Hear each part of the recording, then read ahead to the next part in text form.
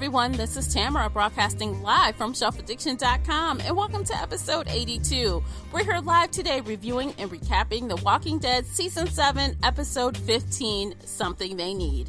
Whether you're listening live via Shelf Addiction or listening live via the Spreaker app, please comment. I'd love to hear your thoughts on last night's episode. If you enjoyed live episodes, go ahead and share this on Twitter right now. Show your support by rating the podcast and leaving a positive review on iTunes. The podcast can also be found on the Spreaker app, YouTube, Google Play Music, the Stitcher app, and more. Joining me is PCS co-host, fellow TV junkie, and indie author Lisa Orban. Want to comment on something you've heard during today's episode? Leave a comment now, or you can find me on Twitter at Shelf Addiction. You can also find Lisa on Twitter at Lisa Orban Author. If you'd like to email in feedback or questions, feel free to reach out to me at info@shelfaddiction.com. Hey Lisa, what's up, girl? I was grouting my floor. Oh, that doesn't sound very fun. Well, it's not fun, but it is pretty. So, all right. There's that. Yeah. Cool. And so that's why I'm a couple seconds late. I'm really sorry, guys. It's all my fault. No worries. They're waiting patiently for us because they want to hear everything that we have to say about last night's episode. Oh my God. Yes. Is what I have to say about last night's episode. It was such a good one. It's really, they've touched on a lot of things we had open. And, actually, I'm going to just skip to the end of the episode right there and be like, aha! I was right. I was getting ready to do that. Like, you were right. Yes. I love it when a good plan comes together. No. That's right. Okay, so anyone else who isn't familiar with what we're talking about, last week, or was it the week before, Tamara predicted that it was Dwight that was standing right there with Rosita. Mm-hmm. So she was right.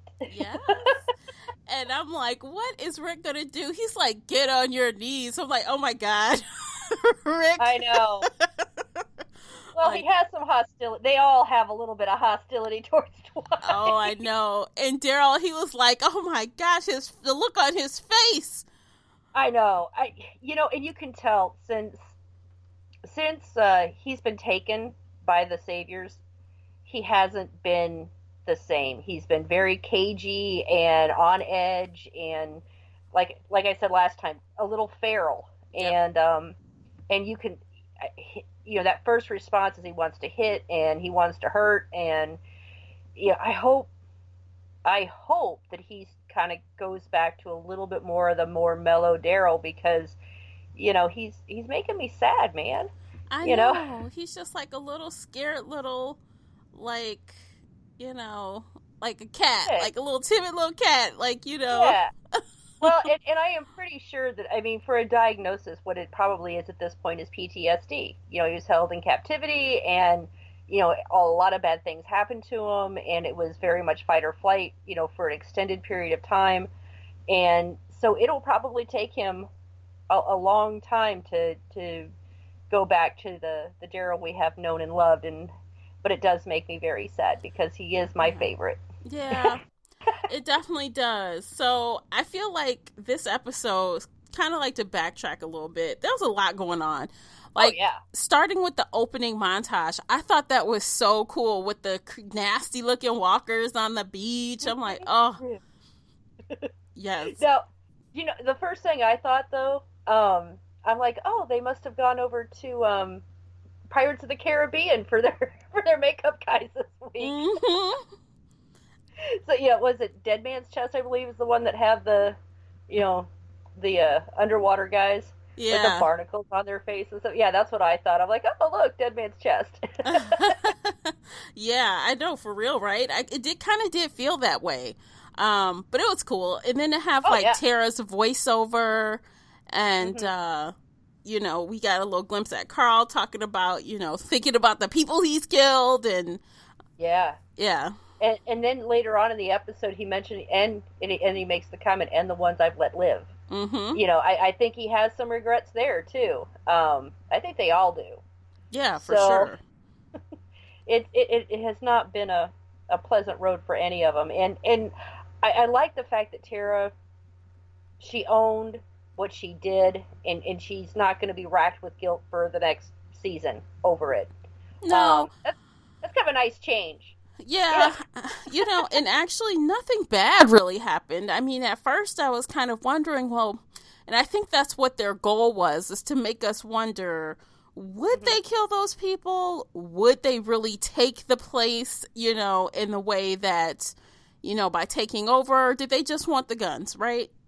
Right. So, well, I mean, it is, leaving them without guns is kind of bad. And I don't know, personally, I think I would have left them with at least enough guns for sentry duty. mm-hmm. That I would have. I think part of the reason for that, though, is Rick basically is trying to force them to follow along. If they have all the guns, they have all the reasons to follow Rick's, band of not so merry men. Right. Actually, when it was all said and done, I was honestly surprised by how few of Oceanside's women wanted to fight. Like, a few people, like the one lady said something, and of course, the old woman's granddaughter said something, but I'm surprised. I mean, Negan has wrecked their lives. Yeah. Wrecked it. I think I would probably guess that those who want to fight probably don't have children, and then those that, or the ones that don't want to fight have children. They're trying to conserve what they have, and not everyone's a fighter.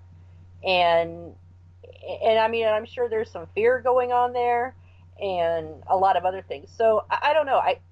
I would kind of guess that there's going to be a split in the group on Oceanside, and the ones that want to fight are going to find their way to Rick. Mm-hmm. Well, they don't have much time. I mean, things are about to start happening, so yeah, things are about to get rowdy. So, okay, so they go to Oceanside, and then, of course, we get to see a little bit of Hilltop as well. Mm-hmm. Yes. As the previews kind of told us. Mm-hmm. And he did think about killing her. He pulled the knife. You could see I could do it. No one's around. Oh, I can't. But he's such a punk. Wimpy. Yeah. I cannot believe he's actually survived this long. Right. To be quite truthful, I mean, he does not have any of the survival characteristics of anybody else left alive. Have you noticed that? Yes. It's really shocking that he's alive, but I guess since he's been safe in his office drinking his bourbon or whatever he's drinking, he's been away from the walkers. But yeah, because now correct me if I'm wrong, but he has been at that location since the very beginning. He was like the caretaker or historian or something. I think so. I feel like that sounds right. So he's really had it easy. Yeah, he sat inside his bunker, or not bunker, but house. Yep. And and he's made everybody else work for him. And because he was there first, I'm the leader. Yep. So yeah, and he made the mention. He's like, "Get the car ready. We're going to make a trip." And he's going to be going to the Saviors. That's where he's going to go. Oh, I know. He's such a punk. I said that before, but he is like. So the walker comes, and he's like, "Oh, I'll take care of it." And, Gregory's like all shaking in his boots. And he can't even kill the walker. And then finally, he's like, "Okay, help me. Okay, pregnant lady, come over here and save me from the walker." And then he gets attacked by another one, and he's like flipping out. Yep. Were you hoping that he got bit? I was. I'm like, someone just kill him already. Just kill him. I know. And then he had the ultimate embarrassment as he's vomiting. And Maggie's like, "Oh, it's his first time." And everyone's like, "What?" Yeah. And I think, because he knows at that point that he has lost what little respect he had left of his people. But how he thinks the Saviors are going to save him is really beyond me. Yeah, I don't know. I think he's just really hoping that the strength of whatever he think that he's built with Simon will hold water when he gets there. So I don't think so. Yeah, I don't think so. I know. He's so dumb. He's just, and they have no Negan has no, time for a weak leader. Mm-hmm. I mean, he doesn't want a strong leader. He doesn't want a rebellious leader, but he wants a competent leader. Right. Someone that can keep their people in line and keep things producing. Right. And that's not him. Gregory Mm-hmm. just can't. I No. mean, he's dumb as ditchwater, and he's a coward, and he's kind of like the Wizard of Oz.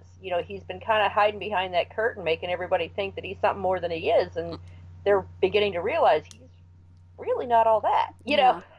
And I mean, as slowly they were starting to, I feel like, see the truth about him and lose respect for him. But at that same time, they were gaining respect for Maggie.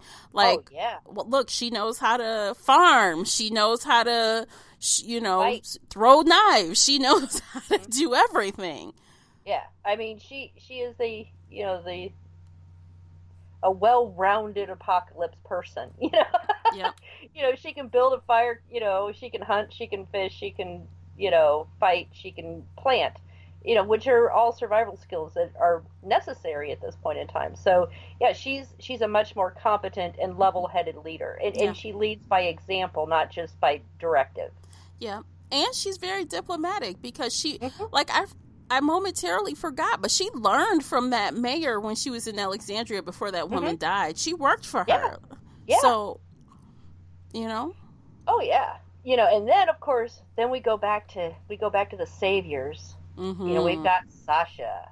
Oh, my. So that first scene and that guy's in there, I'm like, oh, no. Oh, no. Oh, no. Yeah. Like, I was no. waiting for her to bite him and do like a Rick, when Rick bit the guy's neck off. Yeah. I was waiting for that. I was hoping like anything would happen but that. I'm like, no, God, no. And then here comes Negan to the rescue. I'm like, seriously, is he really gonna save her right now? Like, that's who saves you? Yeah. I don't know. I think things would have gone a whole lot better for Sasha if she had actually bitten him or tried to, do whatever. I mean, she did headbutt him and knocked him on his butt. Mm-hmm. But, I think a little more lasting damage would have been better. Yeah. Yeah, for sure. And then, of course, there's the interaction. I mean, she's saying, oh, yeah, I'll join your group, because, and Negan gives the illusion that he's giving people a choice. You can do this or you can do that, except that, it's either follow me or die. And that's really not much of a choice, Right. But you know what, though? Even when she's agreeing to that, in my mind, I'm like, no, it's not that easy. She's not going to flip that easy. And of course, he, I guess, thinks the same thing because suddenly she has to prove herself, right? Oh, give up the goods. And then maybe we can talk for real. Yeah. And what does she do? Well, and I mean, she did do a pretty good job of describing Rick in a way that would both amuse and please Negan. Mm-hmm. And and then when she was and then Eugene comes on the scene. Eugene, I can't stand him. Oh goodness. God, I am so disappointed in him. I had thought that after everything, that he was playing a long game because Eugene can do that. Mm-hmm. He has the capability of playing out and playing the long game. And I thought, okay, he's pulling a Carol here, right? And no. He's not. I mean, he has given himself to Negan lock, stock, and barrel because he would rather have safety than loyalty. Mm-hmm. It's true. But you know what, though? Maybe I do feel like he's going to die before this is all said and done. I think he's going to die in the next episode. And maybe they might throw him a bone and let him go out in this grand way where maybe... He does something. Or something. Yeah, maybe he does something to help his home team, and then he dies. I mean, I just really think that he is the top 3 that could die next week. So yeah, I don't know. Of all the people I think might die, I don't think it's gonna be him. No, I don't think so. I think I don't know. I think there's gonna be a lot more that's gonna happen with Eugene. But. I don't know. I mean, but I've been wrong before, so, it happens. But I don't think he's going to die next week. I think he'll be back for next season. I think. Well, I feel strongly that somebody from the Alexandria squad, somebody from their group is going to die, the originals. It's either going to be Sasha or it's going to be Eugene. I feel like those two are on the top of the hit list, in my personal opinion. I don't know which one's going to make it out, but I don't think they both will. Yeah. I mean, I could see that too. I don't know. And then in Sasha, man, she played him.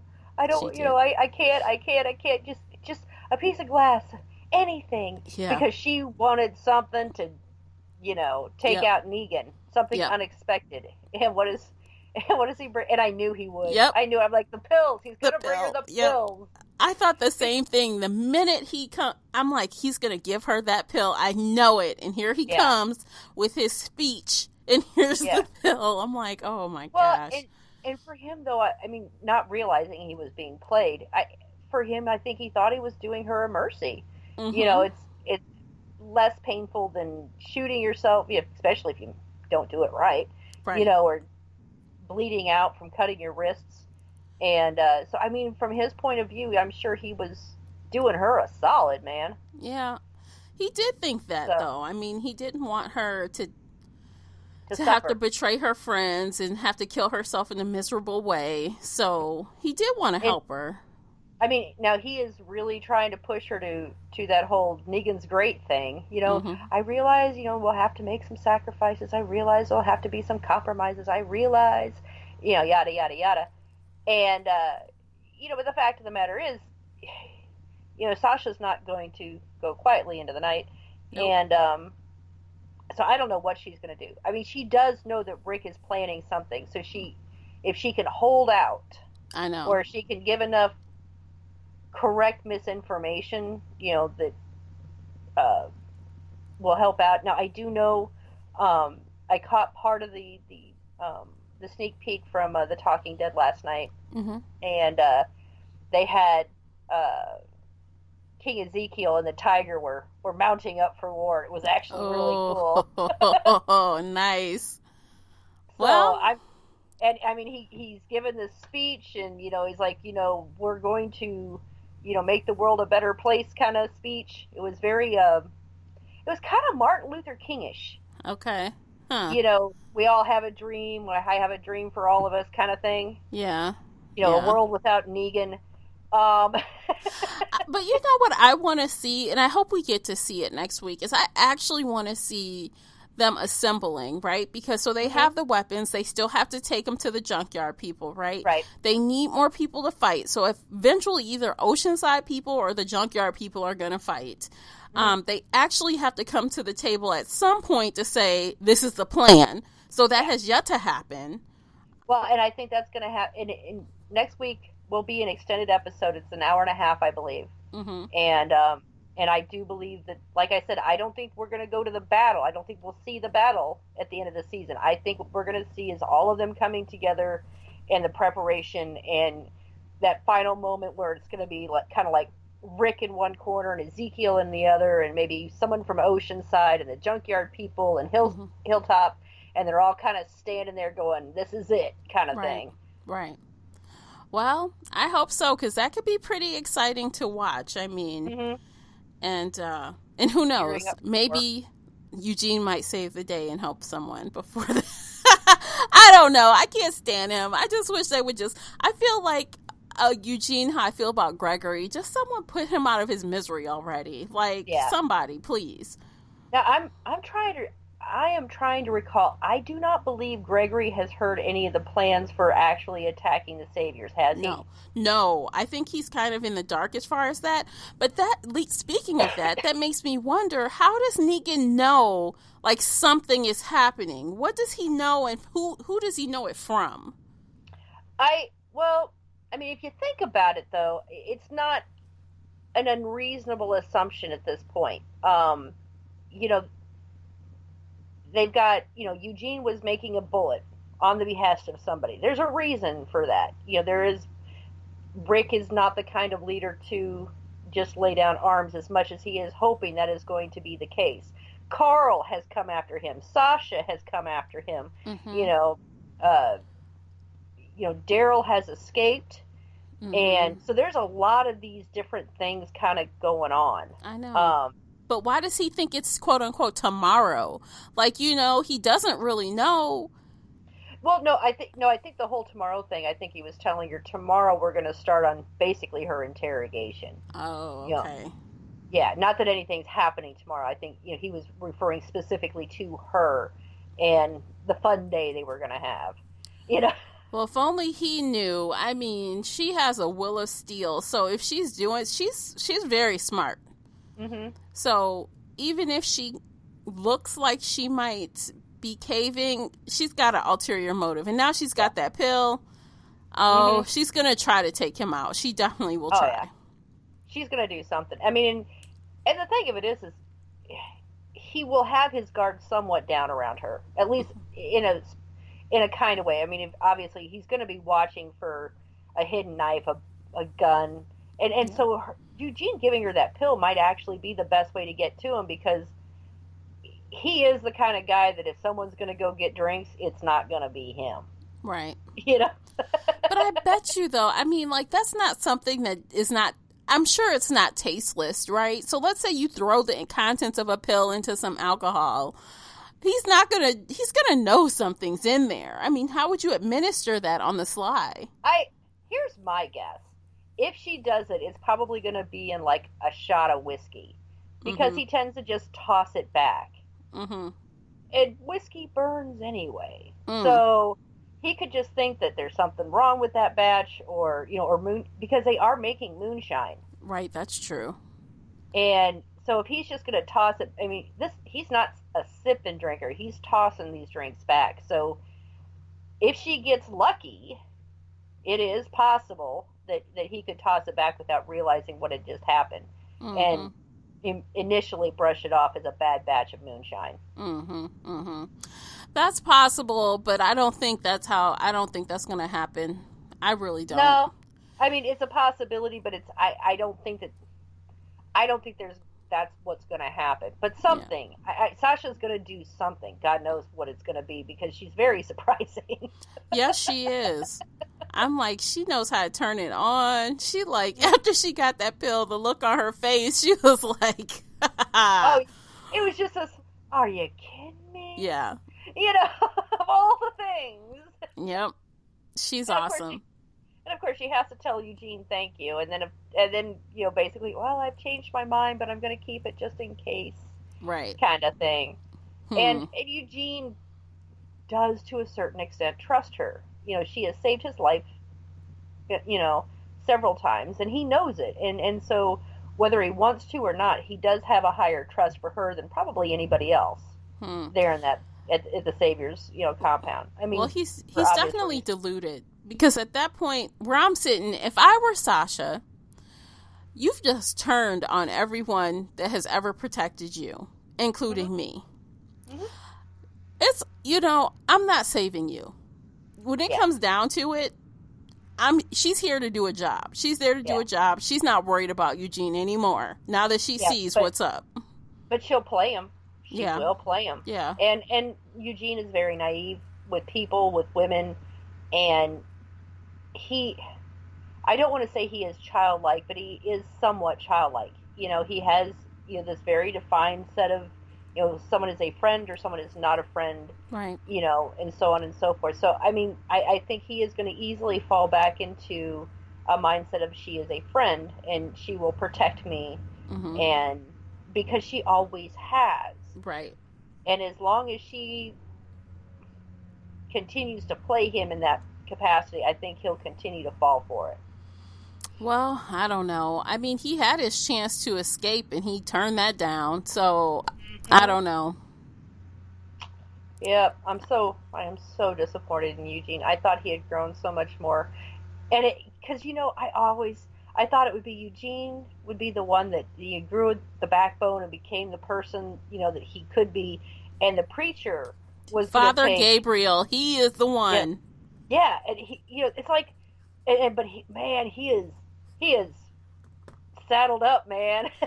He is badass right now. Like, he is about it. He doesn't care. There's something about seeing a priest with the little collar and everything, and carrying the the automatic weapon, and Mm-hmm.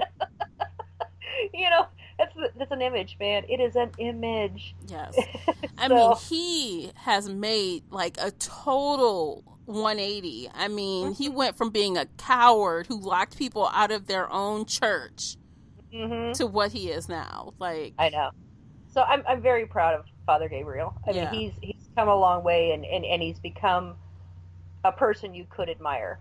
Mm-hmm. So that's nice. It's kind of a nice change of pace, because generally it seems to be the other way. Mm-hmm. And I am 100% sure. I don't know about you, but Dwight's turncoat is sincere. Oh, yeah, definitely is. I think after his wife left, I think that was like the straw that broke the camel's back, so to speak. Like, Yep.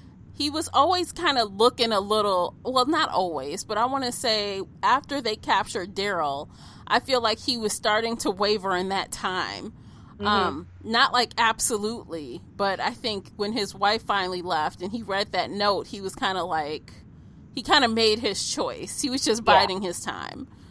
Well, and because the only reason he went back to Negan was because of her. Mm-hmm. And the only reason he has stayed was because of her. Right. And now that she's gone, there's no reason for him to stay any longer. Mm-hmm. He hasn't been happy. He's never been happy there, obviously. Right. But to keep himself and his wife safe, he did a lot of things that he wasn't proud of.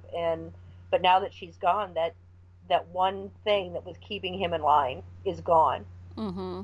So, I mean, that says a lot about somebody. Like, you're just going to let your wife go off and be with this other guy, be one of his women, and you're just going to take it. I mean, this guy has put an iron on your face, right? You're just going to... No. I mean, he must have loved her more than anything. I mean, that's it. I mean, to know that, to go through all of that and to do all the things he's done, because of her, for her, not even being able to be with her, he must have loved her dearly. Right. And with her leaving and basically saying, this is it, we're done. And he brought the pretzels and beer. Yeah. You know what? I'll give Dwight that, because you know what? Just thinking, like, in general, not a lot of guys love their woman that much. Mm-hmm. They'd be like, sorry, deuces, I'm out. You stay here if you want to. I'm gone. He suffered horrifically for her. Yep. And did things that I'm sure will haunt him for the rest of his days for her. And now that she's gone, he's free. Yeah. And he can run away, or he can do whatever he wants. And I think he's accepted the fact that even if he dies, he feels that it's probably a fair price. Yeah. Now, I heard, as you know, I don't read the comic books, but I heard that the whole Dwight switching teams actually happens in the comic books, and I hear they're staying somewhat true to his storyline. So I don't know what that means. I don't know how that happens, but that's interesting how they deviate so far for some characters, make up other characters, delete other ones, and then they choose to stay kind of true to the story with some. So yeah, I think I think they use the comics obviously as their blueprint, but they're not using it as a Bible either. Right. So, which is kind of nice, because it gives people enough variation, and they're staying true to the ideal of the show, so no one's really unhappy. Mm-hmm. Mm-hmm. I really, the comic book readers, and I know quite a few of them, I haven't heard anyone complain. They'll watch The Walking Dead and then they read the comics, and there's no, complaining between the two. Yeah. They kind of like the fact that, there's still surprises going both ways, and I think they prefer it that way. For sure. Yeah, I don't know. This season is really going really well to me, and I'm really excited for the finale. I think it's going to be a really good one. I'm not sure if there'll be any jaw-dropping moments. I don't know. I have yet to really have any, oh my goodness, jaw-dropping moments for me anyway. But it's still good. It's still a strong season in my opinion, but I don't know. What do you think? Do you think we'll have any, oh my God, surprises in the end? I have this feeling, okay? And I don't know, when they gave Gregory that piece of paper, just come to my door and ask for me, kind of thing. I'm kind of wondering if he left a message with the people there at the gate that says, if this guy shows up, just shoot him. That would be awesome, actually. I mean, because if you think about it, because if things have gotten so bad at Hilltop that he feels the need to go and run to the Saviors, right, then that's telling them that he can't hack it. He can't do this. And it's kind of like an early warning system, so they can just kill him off to get him out of the way. Right. And then they immediately know something is going on at Hilltop and can go there. So it's kind of like this early warning system. And so I don't know. I kind of want to say that that's what's going to happen, because this guy has never been nice. You know, he's of all the Saviors that are sent out, he's one of the more dickish. You know. Yeah. And that's saying something. For sure. He's higher up on that level of, you know, not a nice person than a lot of them. And so, I don't think he gave him those directions, and I don't think he gave him those directions, you know, verbally, you know, on what to do, to be good to him or to help him out. I think he wants to know if things go so far south in Hilltop that they need paid attention to. That this was the easiest way to find out. Yeah. And that's genius, really. Like, if all, you know, hell's broke loose and you've lost control, we'll know it because you'll show up right here. Exactly. So that's what I think. You know, because obviously he's not a stupid person. Right. The way he talks, he's obviously trying to make people believe he's much smarter than he is by the words that he uses and the way he talks. But at the same time, he's also not stupid. And he's cagey and he's crafty, and I think that this was a way to set up that early warning system, because he knows things are going to hell, you know, there in Hilltop. But he's willing to let Gregory stay for as long as he can hold on, because, you know, the devil you know. Right, exactly. Well, we shall see, because I definitely put Gregory at the top of my TWD kill list. I feel like he's got to go, and I feel very strongly, very confident that either Eugene or Sasha are going to die. So I feel like we're going to lose two people, one of the originals and Gregory, at least. Yeah. And I'm kind of wondering if maybe Morgan might not be on that list as well. Maybe. He's off on his own quest right now, and and we think it's to go get Negan. We don't know. But he would also be kind of a logical person to put on that, you know, to be killed list. Yeah, I guess. But, you know, he's done that too. You know, they've done with his character 2 other times, the whole walk off and just don't know what happens to him, and then he just comes back. So I'm not so sure. Maybe, but well, you know, because they've done this several times with him, you know, they might be, you know, so it won't be as expected. Oh, he's just wandering off into the wilderness to lose his mind again, you know, kind of thing. True. So I don't know. I mean, you know, we've only got, you know, 6 days to find out. Right. Awesome. Well, I'm very excited about the end of this. This was an excellent episode. I enjoyed every moment. Lots of things were revealed and opened more questions. What do you think? You think this was one of the top ones? Oh, yeah. This was an amazing episode. It had, you know, there's some action going on, but, I mean, it really moved the plot forward, and a lot was happening. And I like the fact that they were going from place to place to place instead of it just being Alexandria or just being Oceanside or just being, you know, they were flipping around to everyone. And I have missed everyone being kind of in an episode. So it was really nice. I enjoyed it a lot. Yes. So we're going to be here probably a little longer next week if we end up with a really long episode to dissect. So I don't think it's actually been released exactly how long it is. Like I said, I think it's like they said it's an extended, and generally it's when they have the extended episodes, it's between an hour and 20 minutes and an hour and 30. So I'm going to say somewhere in that range. Awesome. I hope it ends on a really good note, so we're all drooling for more.